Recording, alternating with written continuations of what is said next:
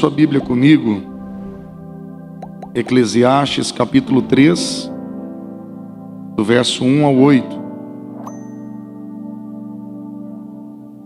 Eclesiastes capítulo 3, do versículo 1 ao 8.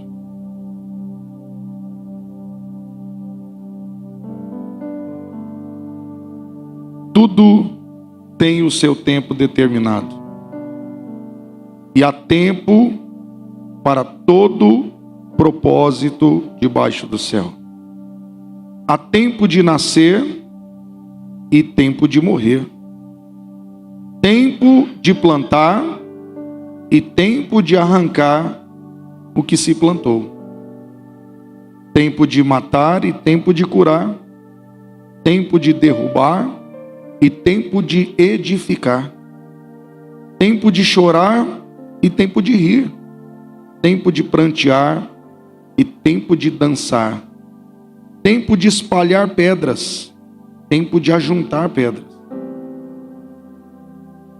tempo de abraçar e tempo de afastar-se de abraçar, tempo de buscar e tempo de perder, tempo de guardar e tempo de jogar fora, tempo de rasgar e tempo de costurar, tempo de estar calado e tempo de falar, tempo de amar e tempo de odiar, tempo de guerra e tempo de paz. Amém? Pai, nós oramos a Ti no nome de Jesus e pedimos que o Espírito da palavra se mova entre nós. Toda ação demoníaca para roubar a mente, a atenção, para roubar a semente da palavra, está amarrada agora em nome do Senhor Jesus. Que o Senhor possa operar sua graça e seu favor nessa noite. Usa o meu nada, Senhor, e glorifica teu nome. E que cada vida preciosa que entrou por aquela porta seja ministrada pelo teu Espírito nessa noite. Que o nosso coração seja quebrantado, seja curado, seja sarado pelo Senhor. E que nós saiamos daqui filhos melhores do que entramos, decididos a cada dia a viver no centro da tua vontade e do teu propósito. Fica conosco, Senhor, recebe a nossa adoração, o nosso louvor e recebe até mesmo o nosso silêncio como uma forma de entendermos que o Senhor fala conosco. Nós te agradecemos no nome de Jesus. Amém. Queridos, esse texto de Salomão, e Salomão é conhecido como o homem mais sábio de toda a Bíblia, o homem mais sábio que existiu. Lógico que Jesus não se compara, Jesus não tem como ser comparado. E Salomão, escrevendo aqui esse livro dele que é poético e ao mesmo tempo de sabedoria, ele escreve esse capítulo 3 falando sobre o tempo e sobre a vida. E muitas vezes nós não nos atentamos para como Deus trabalha, como Deus opera na vida e no tempo. E o que eu quero ministrar para você nessa noite é justamente sobre isso. 3 verdades sobre a vida e o tempo. 3 verdades sobre a vida e o tempo. A primeira verdade que nós vemos aqui, que Salomão coloca, está no capítulo de número 1 e no versículo de número 1 e 2. Capítulo 3, versículo 1 e 2. Tudo tem o seu tempo determinado e há tempo para todo o propósito debaixo do céu. Há tempo de nascer, tempo de morrer, tempo de plantar e tempo de arrancar o que se colheu. A primeira verdade que Salomão nos ensina da parte de Deus aqui, que a vida é cíclica. Repita comigo, a vida é cíclica. O que é isso? Que a vida é feita por ciclos. A vida, ela não é feita de maneira linear apenas, embora ela é linear, embora a Bíblia diz que tudo coopera para o bem daqueles que amam a Deus, embora linear, mas muitas vezes nós não entendemos que alguma coisa que parece que está lá embaixo faz parte do que vai te colocar lá em cima. Então a vida, como muitos já disseram, é como uma roda gigante. Muitas vezes você está embaixo, e aí quando você está embaixo, você pensa que Deus se esqueceu de você. Você pensa que Deus está contra você. E às vezes até quando Deus está contra você, Ele está por você, porque Ele está lutando para te fazer ver na vontade dEle. Mas esse processo de passar pela dor, de passar pelo vale da sombra da morte, pelo abismo, está construindo a autorização para você viver nas montanhas. E muitas vezes nós não entendemos que Deus trabalha com processos antônimos. Deus trabalha com processos antônimos. O que é isso? Se você olhar para o texto, você vai ver que é rir, chorar, nascer, morrer. E Deus ele vai sempre trabalhar o processo de maturidade a partir de processos antônimos. Entenda que a vida, ela não é só alegria, ela não é só dor. Tem uma frase que diz: não há dor que não se acabe, e nesta vida não há alegria que dure para sempre. Então nesta vida não há dor que não se acabe, e também não há alegria que dure para sempre. Então Deus precisa nos preparar para sermos fortes. Deus precisa nos preparar para sermos corajosos, perseverantes e não morrermos no caminho. Então entenda que do mesmo jeito que uma criança precisa amadurecer, e nós somos as crianças de Deus, Deus precisa nos amadurecer para nós suportarmos a jornada da vida. Uma criança não consegue atravessar um longo deserto sozinho. A vida não é feita para você ser criança a vida toda. Então Deus tem processos de maturidade. E é muito interessante, eu gosto muito do processo do leite UHT, que é o leite de caixinha. E vem da sigla em inglês, Ultra High Temperature. Então é importante nós discernirmos que esse processo, ele começa com onde o leite é levado a temperaturas elevadíssimas, aonde muitas das bactérias e das sujeiras são mortas por essa elevada temperatura. E depois que ferve esse leite numa elevada temperatura, esse leite é levado para uma outra caldeira, onde agora ele é resfriado em elevadíssimas temperaturas, fazendo com que haja um choque térmico entre o quente e o frio, quase que de forma simultânea. E é exatamente isso que mata as bactérias mais resistentes, o choque térmico. Então o processo de maturidade de Deus também é antônimo. Primeiro, o versículo 1 diz que tudo tem tempo determinado. Diga: tudo tem tempo determinado. Queridos, às vezes a vida fugiu do teu controle, mas não fugiu do controle de Deus. E tudo tem um tempo determinado por Deus. Às vezes você não está entendendo a estação, você não está entendendo o ciclo da tua vida. E você não está entendendo que mesmo aquela estação ruim, aquele ciclo ruim faz parte do teu processo que vai te levar à montanha. Quando você olha para a vida de vários homens da Bíblia, Moisés, se você olhar para a infância dele no Egito, se você olhar para a dor que ele atravessa, vai dizer: uau, para que isso? Mas era o libertador de Israel, estava sendo formado na dor também. Quando você olha para José, o que José atravessou como escravo e como presidiário, é o que estava preparando ele para ser governador. O laboratório para se tornar governador foi ser escravo e ser presidiário. Então Deus, ele tem uma maneira: se ele vai te exaltar sobre todo nome, ele vai te levar para uma cruz também. Você está entendendo isso? E muitas vezes nós queremos glorificação sem crucificação.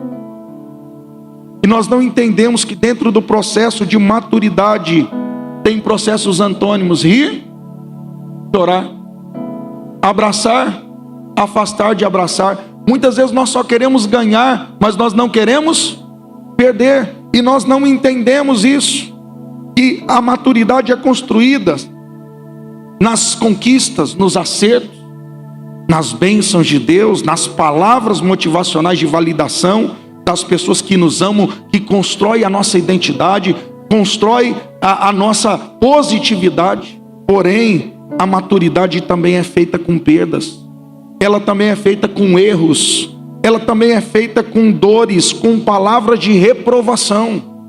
E é nisso que os nossos fracassos, quando recebidos com gratidão, eu disse o quê? Os nossos fracassos recebidos com gratidão, é isso que vai fazer com que você cresça de maneira madura. É aprender que o meu erro, o meu fracasso também está construindo o campeão. Essa semana, às vezes, as coisas mais simples, a gente não ouve o Espírito Santo. Eu tinha vindo de Rio Branco para ministrar aqui a Clínica 2, numa quadrangular. E eu não abasteci o carro. Quando cheguei, tem muitos litros na reserva e eu estou rodando. Chegou uma hora que eu ouvi uma voz, a voz do Espírito Santo falando comigo: abastece esse carro. Mas eu estava atrasado para um almoço com o pastor Arthur da Nova Aliança. Eu falei: Senhor, eu abasteço depois, porque eu já estou atrasado. Na minha cabeça, né? E aí eu passei o posto. Gente, 200 metros depois do posto, o que aconteceu? Acabou a gasolina. Eu olhei para cima, dei risada. Eu falei: o senhor queria me poupar disso. Se fosse antes, eu murmurava, eu reclamava, eu ia ficar chateado. Gente, tudo coopera para o bem daqueles que amam a Deus. Os teus fracassos estão te preparando para ser vencedor. Sabe por que tem gente que nunca sai do lugar? Porque não acolhe com gratidão os fracassos. Porque não entende que perfeição é construída com erros, no nosso caso. Deus não comete erros, mas nós cometemos. E a nossa perfeição é o aprendizado dos nossos erros. Se nós não aprendermos a sermos humildes, por isso Jesus falou que nós temos que ser mansos e humildes de coração, nós não vamos acolher com amor a correção, e nós vamos abortar o processo. Por que hoje a Ellen toca bem? Por que os pregadores dessa igreja hoje pregam muito bem? A Ana, pastor Gênesis, porque eles começaram dando cada palavra que eles tinham vergonha hoje, se eles olhassem. Se a Ellen visse ela tocando no começo da carreira dela, ela falava: misericórdia. Entenda que o campeão que vai chegar na linha de chegada é aquela pessoa que não conseguia correr quase nada no começo da jornada. Se você olhar para o fracasso do momento, você vai desistir. Mas se você olhar para a carreira que está proposta,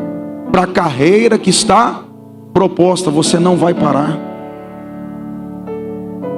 Muitas vezes nós não sabemos acolher com gratidão. E eu fui andando, o carro parou depois do pontilhão ali que vai para a Zona Sul. Logo que você sai aqui nas Nações Unidas, né? Pega para a direita, em vez de ir por cima, eu fui por baixo. Eu ia pegar o pontilhão para subir. Aí acabou ali, depois daquela rotatória do pontilhão.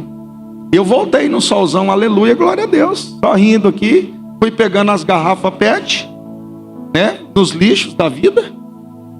E cheguei no posto, o que acontece no posto de gasolina com garrafa PET agora? Não coloca. Eu falei: Jesus, Silas, se lasquei. Gente, antes eu murmuraria: o almoço está me esperando, eu tenho um compromisso. Gente, a culpa é de quem? A culpa é de quem? O pastor é do diabo. Nós muitas vezes nós não nos programamos, nós não nos preparamos, nós não colocamos o combustível suficiente que vai fazer você chegar. E às vezes a gente está tão apressado para chegar que a gente se esquece que o tempo que você vai perder na preparação, eu vou perder tempo para me preparar. Eu perdi mais tempo ainda se eu não tivesse encostado ali naquele posto. Eu já tinha chegado, nem tinha suado. Se fosse antes, eu ia querer culpar quem? Alguém. E brincar, até o Lula eu culpava. Mas na hora que você é maduro, você se responde, sabe? Você diz: a culpa é minha. Porque nós nunca vamos mudar enquanto nós não entendermos que maturidade tem processo de dor. Cheguei lá, falei: agora lascou. Tem um galão para vender aqui, tem um galão aqui para emprestar. O cara do posto falou: rapaz, não tem.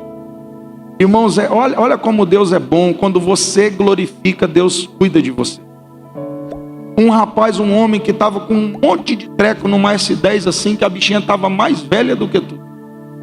Ele estava com as quinquilharias numa carretinha levando, mas ele tinha trem lá em cima, gente. Mas ele tinha vários galões, porque ele trabalhava com reposição de líquidos. Lá vem um camarada na minha direção, Jesus na minha direção com um galão, ó, sorrindo para mim. Eu falei, rapaz, você salvou minha vida. Ele me entregou aquele galão, eu abasteci, voltei feliz da vida para o carro, dando graças. Porque nós temos que entender que maturidade se constrói com dor. Isso aqui não é nada, né? Você poderia pensar aqui que você às vezes tem que ficar no hospital, tem que ficar preso, que às vezes você vai ter que perder um emprego, perder um relacionamento que vai ser tão doloroso, para você aprender a crescer, que você precisa de Deus, que você precisa aprender a andar confiando em Deus e em você. E nós não podemos colocar nossa confiança nas pessoas, nós temos que colocar em Deus e em nós. Amados, a castração, a construção de limites nos ensina a lidar com reprovação e com erros de maneira madura. Por isso que Deus precisa nos castrar, nos corrigir, colocar limites, para nos ensinar a amadurecer. Eu aprendi na jornada da maturidade que nós nunca perdemos, nós sempre ganhamos. Ganhamos aprendendo ou ganhamos acertando. Então, antigamente eu murmurava quando eu errava. Hoje não, eu digo, errei, então já é um erro que eu não vou cometer. Thomas Edison, para fazer a lâmpada, ele errou 300 vezes. Tem livros que diz 2.000, mas o consenso é 300. Por que ele conseguiu construir a lâmpada? Porque ele errou 299 vezes. Não é quantas vezes você erra, mas é quanto você persevera. Eu não estou dizendo que você tem que errar, eu estou dizendo que você tem que acertar. E enquanto você não acertar, você não pode parar. Processos de maturidade. Deus trabalha com isso. Com fracassos, nós alcançaremos o propósito de Deus, mesmo com muitos fracassos, se nós recebermos sabedoria do alto e perseverarmos. Então, porque ao acertarmos, nós não podemos nos tornar orgulhosos. Ao errarmos, nós não podemos nos tornar desistentes. Então, por que Deus ele te dá a vitória? Porque ninguém suporta uma vida só com derrota.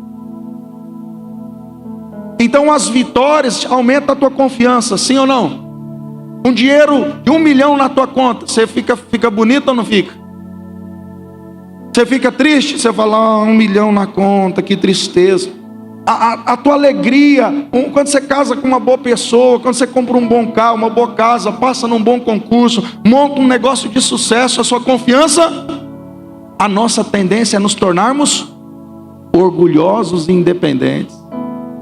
Porque agora é tempo de abraçar, ó. Agora é o tempo bom. Agora é o tempo de ganhar. É o tempo de colher. É o tempo da bênção. Aleluia. Aí Deus vê que você está metido. Deus vê que você está orgulhoso.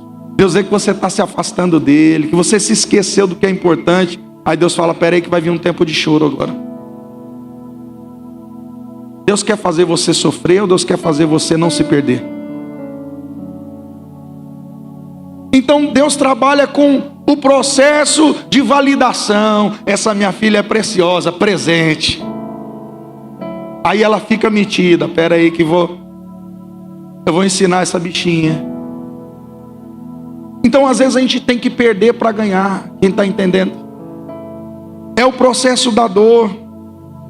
É o processo antônimo, contrário, aonde até as circunstâncias desfavoráveis estão construindo a perseverança, quebrando o orgulho, estão nos ensinando que nós não somos nada sozinhos, que nós precisamos uns dos outros. Deus ele tem a metodologia de nos ensinar. Muitas vezes as dores vão tirar pecados de nós que não saiu com conquista. Tem pecados da nossa vida que saem com conquista. Tem dores que saem da nossa vida com conquista. Você nunca vai ser ninguém. Aí você forma, você monta teu negócio, aquelas palavras caíram. Deus fez você prosperar. Mas tem dores e tem pecados que não vão sair com conquista, vão sair com fracasso.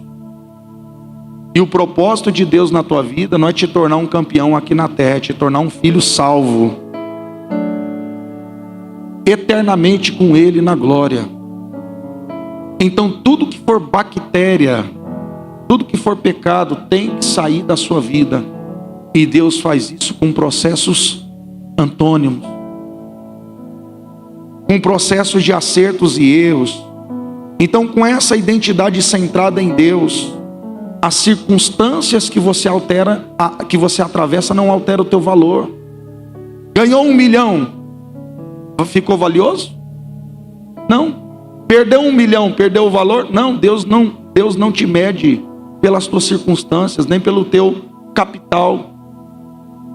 O nosso Deus, Ele nos olha dentro da nossa alma, Ele vê o que ninguém vê, Ele conhece, Ele sonda.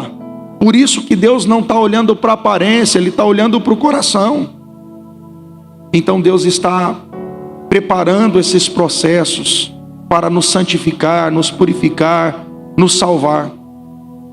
Mas muitas vezes quando nós estamos passando pela dor, sabe o que a dor comunica? Deus se esqueceu de você. Deus não te ama, olha aí o que você está passando. Se Deus te amasse, você não estava passando por isso. Porque a falsa crença é achar que um bom pai só permite o filho viver coisas boas. Eu lembro de uma situação, já contei na clínica aqui. A minha mãe, irmãos, é aquela mãe antiga, não é aquela mãe que super protetora. Ela não é desprotetora, não desprotegeu, mas não super protegeu, ela foi madura. Eu era um menino cientista desde criança, meio obstinado. E a minha mãe naquele tempo usava na igreja aquele cabelão, era tipo uma Assembleia de Deus, a Presbiteriana Renovada. Então ela tinha um cabelo que assim vinha no bumbum dela. E ela enrolava aquele negócio e metia grampo para todo lado para segurar. Mas de vez em quando ela tirava, ela deixava os grampos em cima da mesa e o menino corria lá para tirar a cera do ouvido. Ela era uma delícia. E de vez em quando eu queria fazer uma experiência científica, pegava aquele grampo e ia na direção da tomada. Porque eu pensava comigo, rapaz, isso liga ventilador, isso liga TV, rádio. Isso aqui em mim eu vou voar. Aí menino, gente, menino não tem maturidade. Menino toma veneno. Aí ia lá, quando eu ia chegando para colocar na tomada, a mãe via. Menino, me pegava, falava, não pode, porque você vai tomar um choque, eu doido para descobrir. Aí, todas as vezes, mãe tem um sexto sentido de Deus, né? Aí um dia minha mãe falou, sabe uma coisa, esse menino vai tomar esse choque hoje. Ela viu que eu estava indo aquele jeito assim que criança vai, né? E Deus está falando para a gente, não vai não. Não vai não. E a gente está falando. Aí Deus fala, eu vou deixar esse menino colocar o dedo. Ele vai comer o pão. Ele amassou. Eu coloquei na tomada, a mãe já tinha vindo pelo outro corredor, estava atrás de mim, mas eu não vi. Quando eu coloquei, a mãe só puxou. O grampo ficou grudado nesses meus 2 dedinhos aqui, ó. Grudou.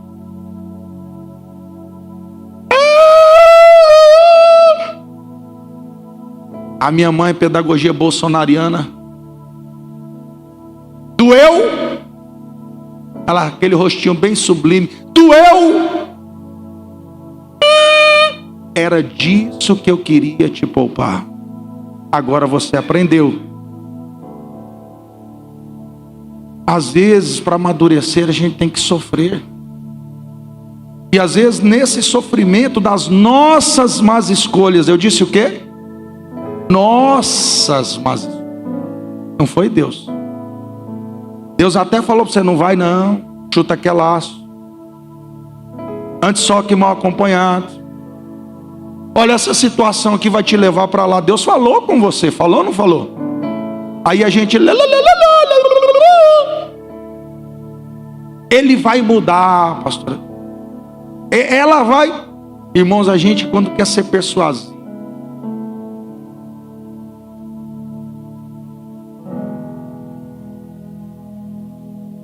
vai. Lembra aquele vai do pai? Vai.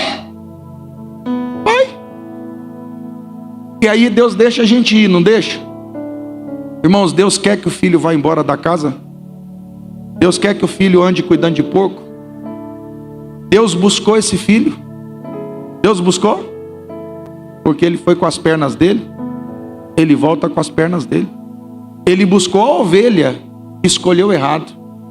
Ele buscou a ovelha que não tinha força. Tem gente que cai por fraqueza, por falta de condições espirituais e de discipulado. Mas tem gente que cai por obstinação. A ovelha perdida Deus busca, o filho pródigo tem que voltar com as próprias pernas. Isso é humildade. Isso é humildade. Agora me pergunto, você vai ficar triste porque esse cara foi e se lascou? Não, ele aprendeu que a casa do pai era o melhor lugar para ele estar, sem ninguém ter que dizer isso para ele. Agora quem está dizendo isso para ele? Ele mesmo. Quem que tira isso dele agora? Ninguém, porque isso é dele. Processos de maturidade são construídos em dor e fracasso. E aí muitas vezes nós quer comunicar que Deus nos abandonou, e nós entramos num vitimismo e na passividade. Deus me abandonou, Deus fez comigo. É mentira. Deus está permitindo as nossas dores para construir um caráter forjado em nós. E aí é preciso entendermos que 3 coisas: Deus é amor. Deus não tem amor, Deus é amor.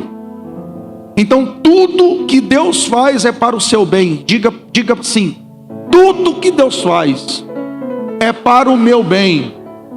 Não, eu vou te dizer, tudo que Deus faz. Agora tudo que você faz, porque tudo tem um tempo determinado. Tudo tem um tempo. Mas eu queria esperar o tempo. Aí a gente quebra. Deus, por que o Senhor está fazendo isso comigo? Deus fala: Eu? Não foi sua escolha? Mas Deus ainda assim, concentra, Deus mesmo assim vai fazer esse erro cooperar para o teu bem.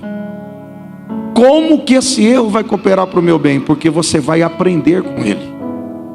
Nós ganhamos acertando e ganhamos aprendendo. Então pare de se condenar e entenda que culpa é um convite ao arrependimento. Culpa não é para você morrer nela. Culpa não é para você ficar a vida inteira se lamentando e se condenando. Não, a culpa só convida você para tomar uma posição diferente. Então, se Deus te perdoa, por que você não vai perdoar? Deus é um Pai amoroso. Romanos 8, 28. Lucas capítulo 11, projeta aí para mim, Lucas 11, 13. Lucas capítulo 11, verso 13.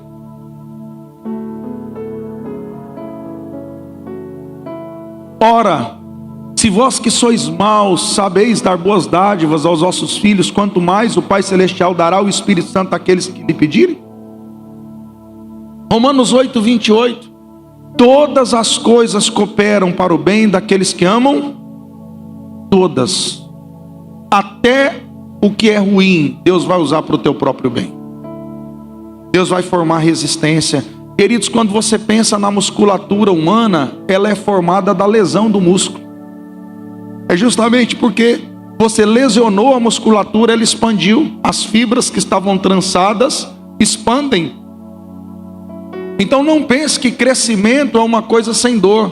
Crescimento e dor caminham juntos, e aí a gente tem que criar resistência à dor, para você não parar. Segunda coisa que vai te ajudar a não parar, e vai te ajudar a não pensar que Deus abandonou você no meio da dor, é que Deus não nos dá prova além daquilo que nós podemos suportar. 1 Coríntios 10, 13. 1 Coríntios 10, 13. Olha o que a palavra de Deus diz, não é o que o pastor André diz, é o que a Bíblia diz. Mas não vos sobreveio tentação que não fosse humana, mas Deus é fiel e não permitirá que sejais tentados além das vossas, ou pelo contrário, juntamente com a tentação, Deus proverá o livramento para que você possa suportar. Se você está passando por um momento de dor, glorifica. Começa a agradecer a Deus pela tua dor. Isso aqui é a maior prova de maturidade, é quando a gente consegue glorificar Deus no nosso sofrimento. Quando a gente consegue prostrar na cinza e adorar quando perde tudo. É quando a gente vai para um velório de uma pessoa que a gente ama e a gente diz: Deus deu, Deus tirou, louvado seja o nome do Senhor, porque você conseguiu agora colocar Deus sobre todas as coisas. É você celebrar a conquista, a universidade, o carro, a casa, o casamento. É celebrar, mas também é dizer: Deus continua comigo no meu fracasso, porque Deus não me abandonou. E a terceira verdade que vai te ajudar a suportar esse momento de dor, quando a dor comunicar para você que Deus te abandonou e é mentira, você tem que lembrar que as provas de Deus é apenas para nos aprovar. As provas de Deus é apenas para nos... 2 Coríntios 7, do 9 ao 11. Vai anotando esses textos. 2 Coríntios 7, do 9 ao 11. Nós temos uma falsa crença de achar que toda dor vem do diabo. Agora me alegro, não porque fostes contristados, mas porque fostes contristados para arrependimento. Esse texto na NVI diz: não me alegro que vocês foram entristecidos. Pastor, Deus entristece a gente. Deus entristece a gente, porque quando nós estamos nos afastando da vontade de Deus, do propósito de Deus, o Espírito Santo que habita em nós gera tristeza, porque nós não temos tempo mais para Deus. Nós não estamos mais buscando Deus em primeiro lugar, e nós vamos colocando Deus em escanteio, depois que as conquistas começam a vir. E Deus vai vendo que Ele foi sendo colocado de lado, e de repente vem uma tristeza que você nem sabe de onde vem. Pastor, realmente de vez em quando vem umas tristezas em mim, eu não sei de onde vem a tristeza. A tristeza também pode ser gerada do Espírito Santo, que está chamando você para um tempo com Ele, que está chamando você para ouvir a voz dEle, para estar com Ele. E olha o que o texto diz: você não foi entristecido para a destruição. Foi para quê? Foi para arrependimento. Pois vocês se entristeceram como Deus desejava, e de forma alguma foram prejudicados por nossa causa. Olha o 10.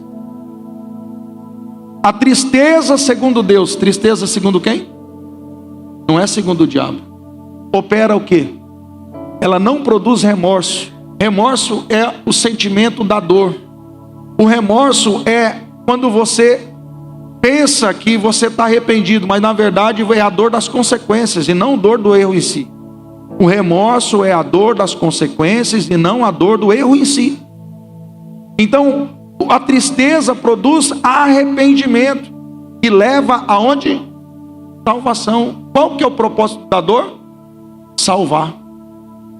E a tristeza segundo o mundo, agora dá uma olhada, porque tem uma tristeza segundo o diabo, segundo o mundo, porque o mundo jaz no maligno. A tristeza segundo o mundo opera o quê? Morte.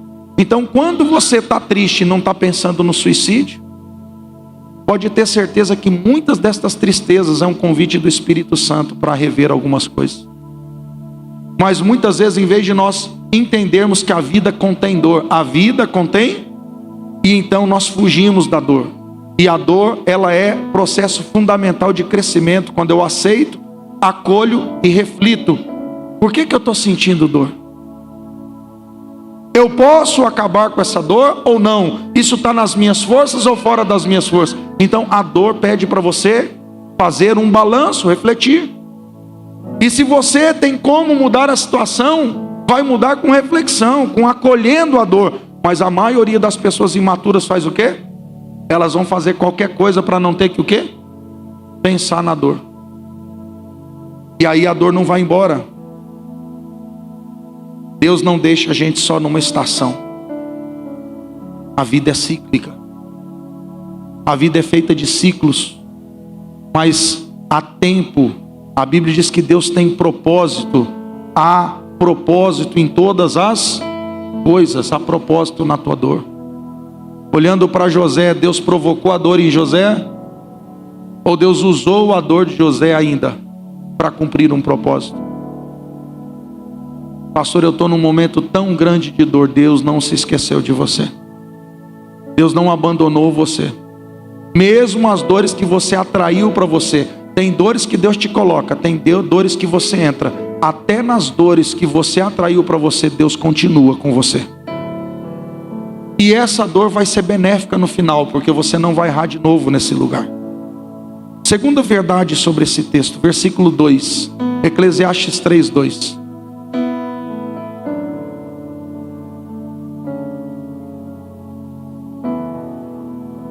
Há tempo de nascer e tempo de plantar. A segunda verdade é que a vida é limitada. Muitos de nós vivemos de maneira inconsequente, impensada, porque nós achamos que a vida vai durar para sempre. A vida não vai durar para sempre. A vida é limitada. Então Salomão está dizendo, olha, tem tempo para começar e tem tempo para terminar. Então a vida, ela é cíclica, ela é feita de ciclos, que é construída a maturidade. A vida é feita de ciclos que te prepara para o que Deus tem. Mas a vida também é limitada. Por isso ela foi criada para ser vivida com planejamento e com equilíbrio. A vida foi criada para ser vivida com planejamento e com equilíbrio. Toda pessoa madura é equilibrada. A palavra para o evangelho é equilíbrio. Uma pessoa madura, ela é uma pessoa que não vai muito para o extremo, ela não é extremada. Irmãos, tem gente que está rindo, parecendo uma hiena. De repente está.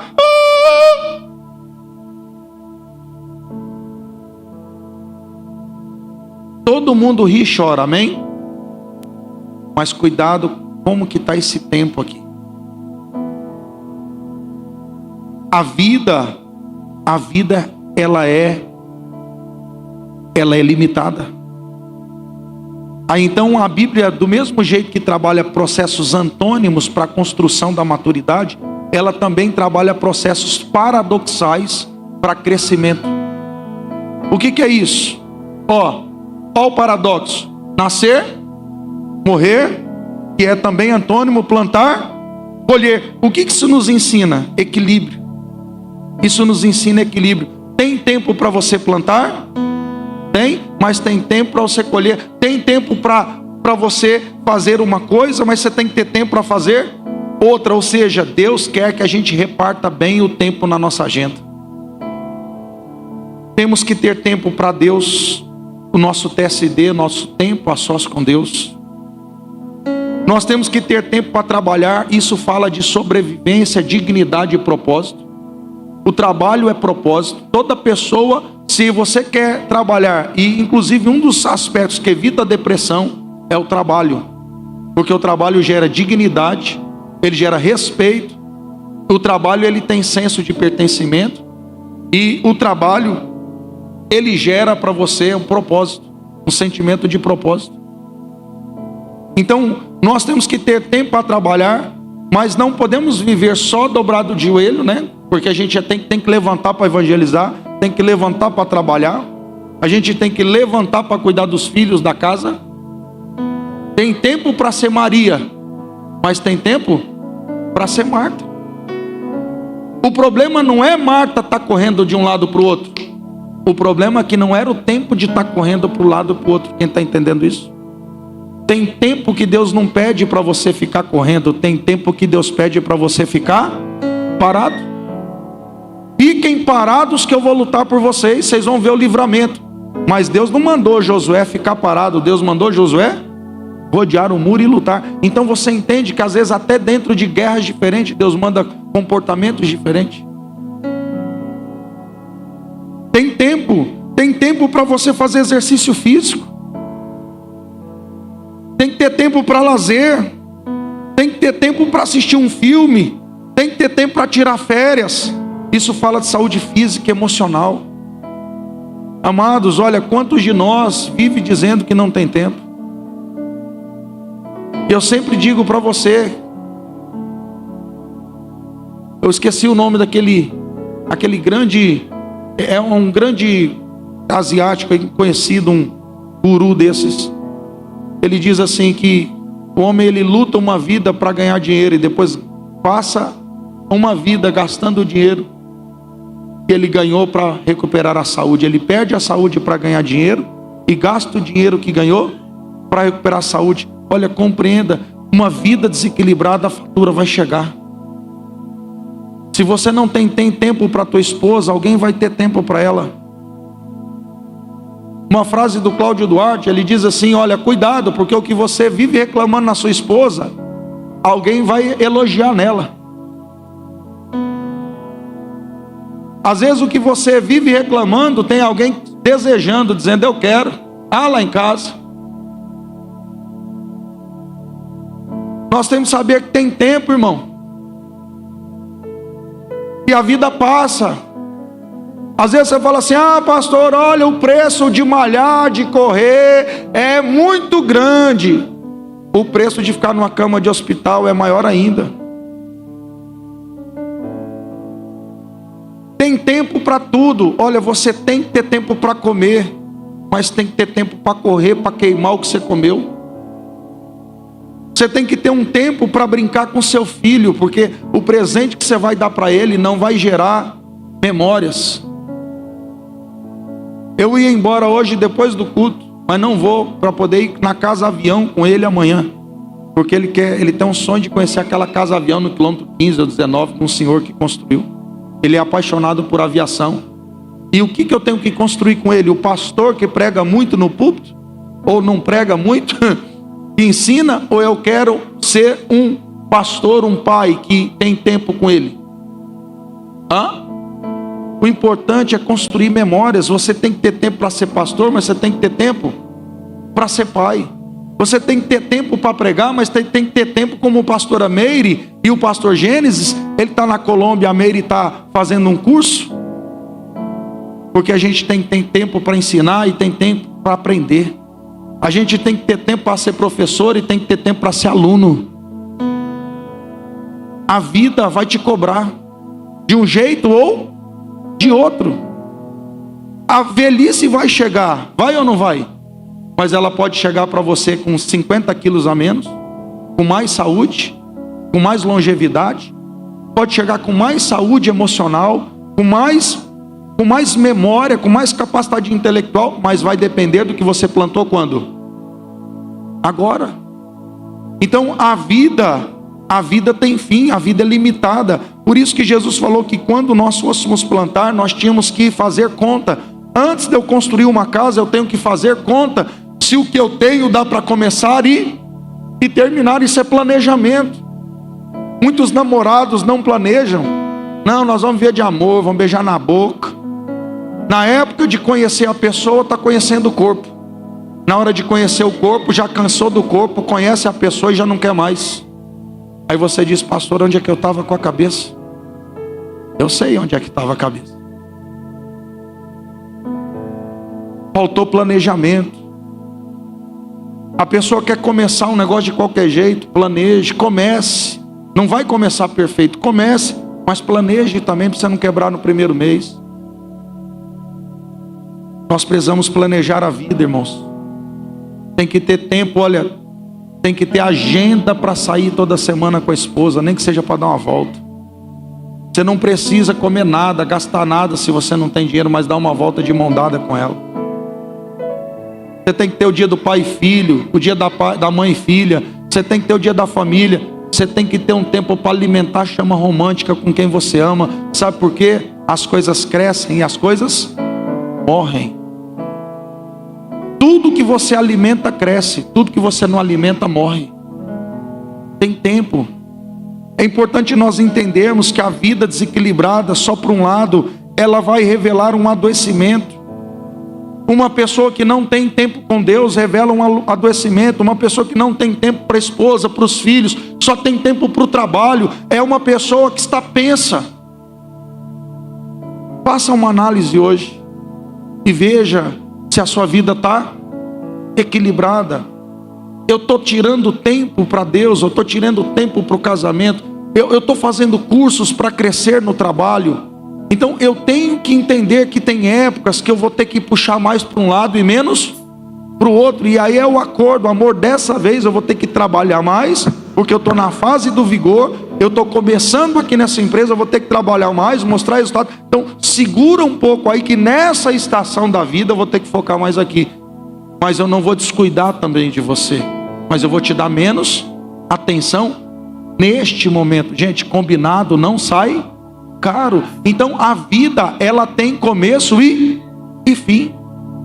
E muitos estão vivendo como se a vida não fosse acabar, entregue aos prazeres, entregue ao pecado, e estão se esquecendo que a vida nessa terra acaba. A vida que não acaba é a vida eterna. E o que você está preparando para lá? Jesus encontrou um homem muito rico. Ele tinha galpões e galpões de comida, e dizia: come, bebe, folga minha alma, porque você tem comida para muitos anos. O ser humano vive em média 75 anos. Os primeiros 25 anos da vida dele é do vigor, da força, desenvolvimento do cérebro, hormonal. A pessoa, o cérebro está tinindo, está 100%. Dos 25 aos 50 é o tempo do trabalho, da conquista, da luta, do vigor ainda, mas da construção de uma família, de um patrimônio. Dos 50 aos 75, meu amigo, a fatura começa a chegar. Em vez de você ter mais comida em cima da mesa, você vai ter mais remédio.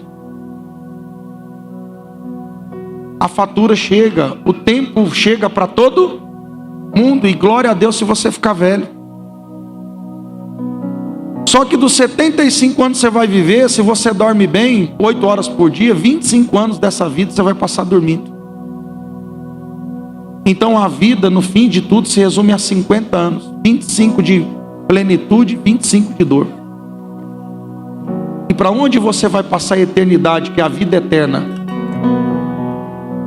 Porque às vezes a gente está tão preocupado com 75 anos que a gente se esquece que nós somos seres eternos, que vamos passar uma eternidade em algum lugar.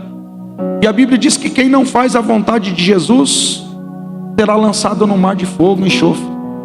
Apocalipse capítulo 20, verso 15. Aquele que não tiver o nome escrito no livro da vida será lançado no lago de fogo e enxofre. Lá o fogo não apaga e o verme não deixa de comer. O que nós estamos fazendo da nossa vida? E para nós encerrarmos, a vida é controlada pelo propósito e não pelo tempo. Repita comigo: a vida é controlada pelo propósito e não pelo tempo. Eclesiastes 3:1.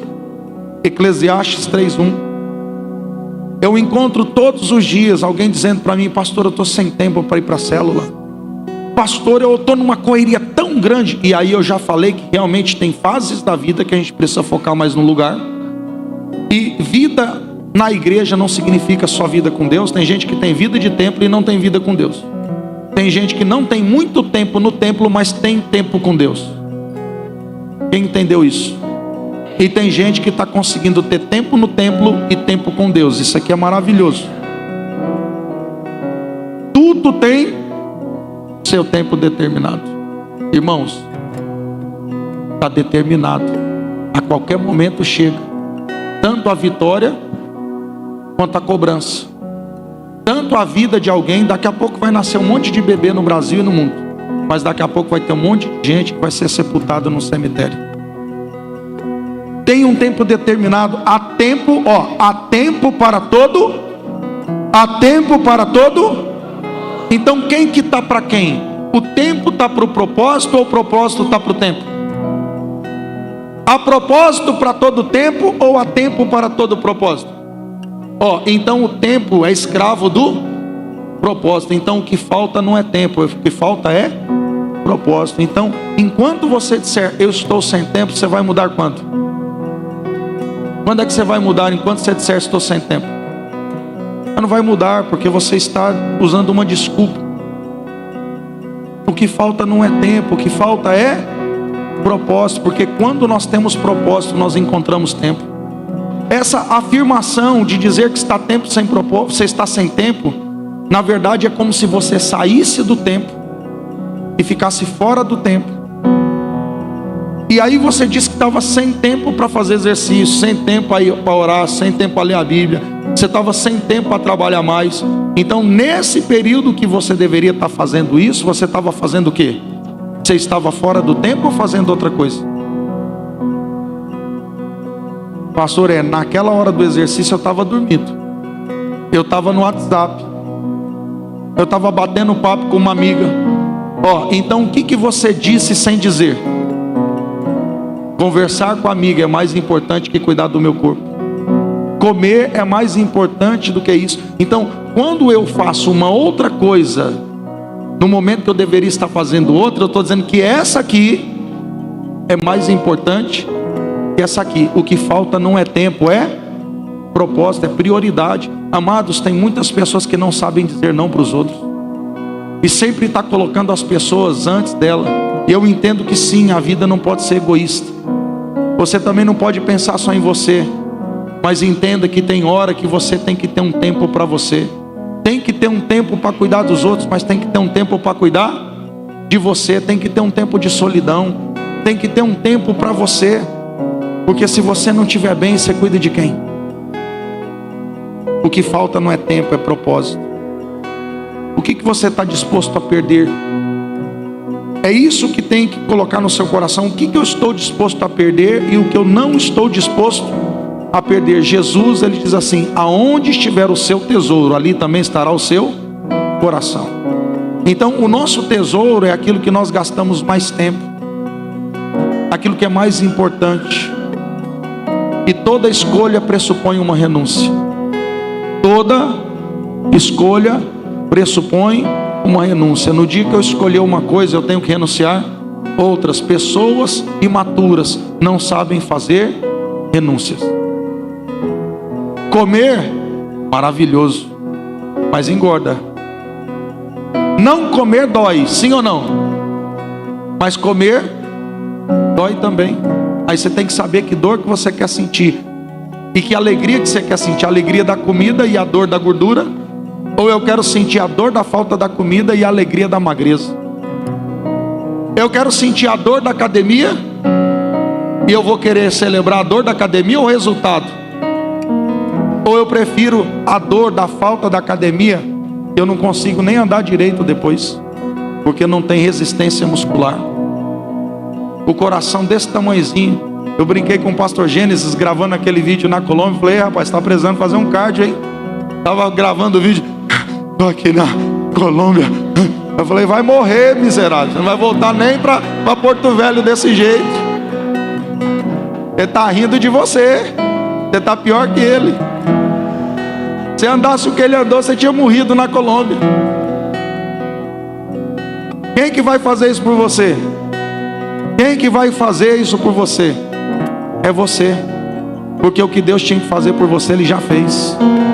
O que está faltando é você tomar uma posição. E aí sim, você tem que saber o que quer perder e o que não quer perder. Não dá para ter tudo. E maturidade é isso. É saber o que eu quero perder e o que eu não quero perder. Para nós encerrarmos, Charles Schultz diz assim: o que fazemos durante as horas de trabalho determina o que temos. O que fazemos nas horas de lazer determina o que somos. O que você faz durante o trabalho é o que você tem. O que você faz durante o lazer é o que você é. Aonde você está colocando o seu tempo e o seu prazer? Vamos colocar em pé. Deus está nos convidando a colocarmos o nosso tempo e o nosso prazer nele. Jesus, ele nunca foi norteado pelo tempo, ele foi norteado pelo propósito. Logo que ele começou o ministério dele, ele diz: derruba esse templo que em 3 dias eu levanto. Jesus não plantou árvore, não escreveu livros, não fundou um templo, não foi um pastor de igreja local. Jesus não casou, não teve filhos, porque ele não tinha tempo a perder, ele tinha que cumprir o seu propósito. E você, qual é o seu? O que Deus tem para você? O que você não tem renunciado, o que você precisa renunciar? O que você quer perder para ganhar? Aquele que perder a sua vida por amor de mim, achará, mas aquele que achar a sua vida, perdê-la. Aquele que quiser vir após mim, negue-se a si mesmo, tome cada dia a cruz e siga-me. Porque se você for fiel até a morte, você vai herdar a coroa da vida. Hoje Deus está começando, chamando você para um novo começo, ou para um recomeço. Você que está aqui, que estava perdendo tempo. Talvez você era esse filho pródigo que você diz: pastor, eu perdi muito tempo. Mas até esse tempo que você perdeu é o que vai garantir que você não vai cair de novo. Até essa dor que você passou é essa dor que vai prosperar você, que vai te ajudar em lugares altos que você nunca foi. Seja grato, seja grato. Mas Deus também não quer que você fique sofrendo, nem quer que você vá para o inferno, mas Ele quer que você tome hoje uma posição. E não adianta você ficar olhando para os erros só convidam você ao arrependimento. A culpa te convida ao arrependimento. Faça da sua culpa algo positivo.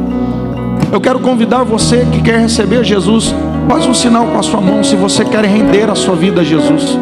Ou você está afastado dos caminhos do Senhor e você quer voltar para a casa do Pai. Você não quer perder mais tempo.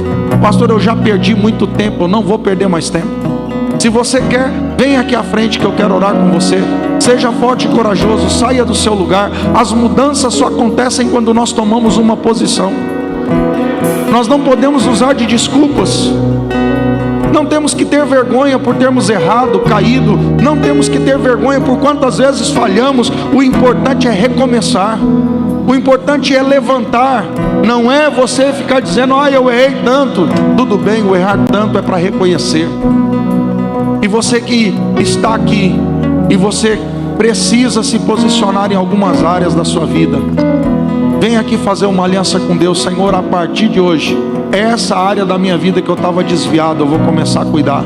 Eu não cuidava, eu estava cuidando da minha esposa, do meu casamento, do meu marido. Eu não estava cuidando direito dos meus filhos. Eu não estava cuidando do meu corpo. Eu estava desleixado na minha vida espiritual. Vem aqui tomar uma posição diante de Deus. Sai do seu lugar. Você que quer fazer um concerto com Deus em alguma área da tua vida. Você que quer alinhar o seu coração. Você vai fazer um compromisso diante do altar, que essa área de desequilíbrio da tua vida você vai ajustar. Talvez você vai calçar um tênis amanhã e vai começar uma jornada nova. Você vai abrir um livro amanhã. Amanhã você vai começar um curso que você não começa. Amanhã você vai fazer coisas que você está falando que vai fazer há 30 anos e não faz. Nunca é tarde para começar. Nunca é tarde para se posicionar. A minha mãe voltou para a escola aos 59 anos. Aos 59 anos minha mãe se formou com 60 e pouco. Passou no vestibular com 60 e pouco. Ela falou: tá bom, já provei que eu posso.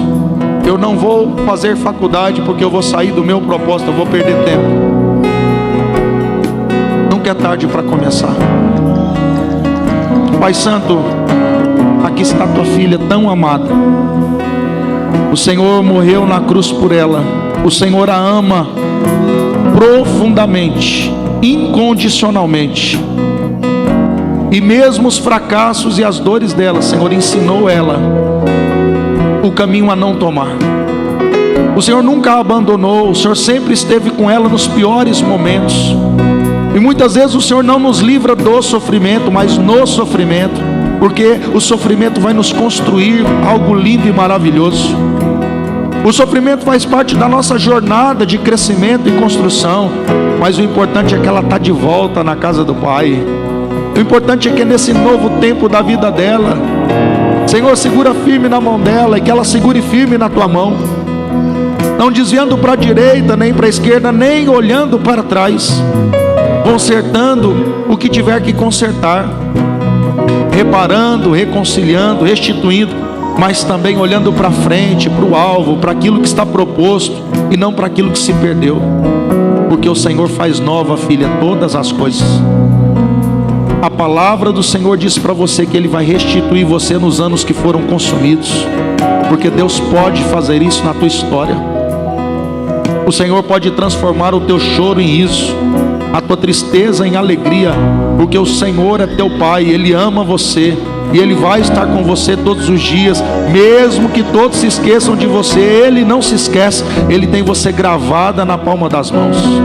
Ele conhece tuas dores, tuas lágrimas, os seus piores momentos, os seus erros mais graves, as coisas mais vergonhosas e feias. E Ele te ama, e Ele te perdoa, e Ele te dá vestes novas, anel novo e sandália nova. Ele celebra a tua chegada, porque você é filha amada do Pai. Pai, em nome de Jesus, cada querido e querida que está aqui na frente, Senhor, entregando a vida em alguma área e fazendo um conserto e um pacto de um começo e de uma ativação numa área que estava desativada, talvez espiritual, ministerial, talvez o cuidado com a saúde, os cursos, áreas que estavam desajustadas, que eles estão aqui, Senhor, se propondo a serem equilibrados. Que a tua mão seja com eles, abre portas, dá forças, que eles sejam sábios e perseverantes, que eles planejem, comecem e não parem, porque o Senhor é com todos aqueles que perseveram. Pai, graças te dou por essa noite, por esse culto, por cada vida preciosa que veio. Eu peço a rica bênção do Senhor sobre a semana deles, que o Senhor guarde a entrada e a saída, o deitar e o levantar, livra do homem perverso, da mulher maligna, dos crimes de sangue, dos lábios mentirosos, das pragas que assolam o meio-dia. Cubra-os com teu sangue, Senhor, prospera a vida deles, e que eles possam ter intimidade com o Senhor, amar a tua presença e ser guiados pelo teu Espírito. E o amor de Deus nosso Pai, a graça salvadora do Senhor Jesus Cristo, e a eterna comunhão e as consolações do Espírito Santo seja sobre você, seja sobre a sua casa, todo o tempo todo, em nome de Jesus. Se você crê e recebe, diga amém.